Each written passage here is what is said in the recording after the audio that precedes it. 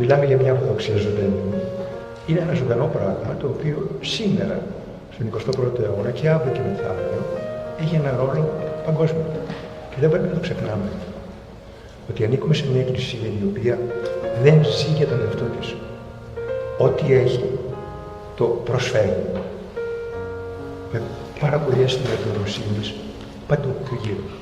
Νομίζω ότι θα πρέπει να ξαναβρούμε αυτή την δυναμική μιας ζωντανής ορθοδοξίας, η οποία στηρίζεται στο Ευαγγέλιο, η οποία ανανεώνεται αδιάοπτο μέσα στην λειτουργική ζωή, η οποία εκφράζεται όχι απλώς με μυστικοπαθείς αναλύσεις, αλλά εκφράζεται με συγκεκριμένη έκφραση ενέργειας.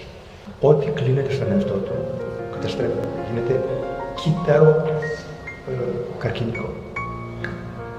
Για να βρούμε τον εαυτό μας πρέπει να τον προσφέρουμε.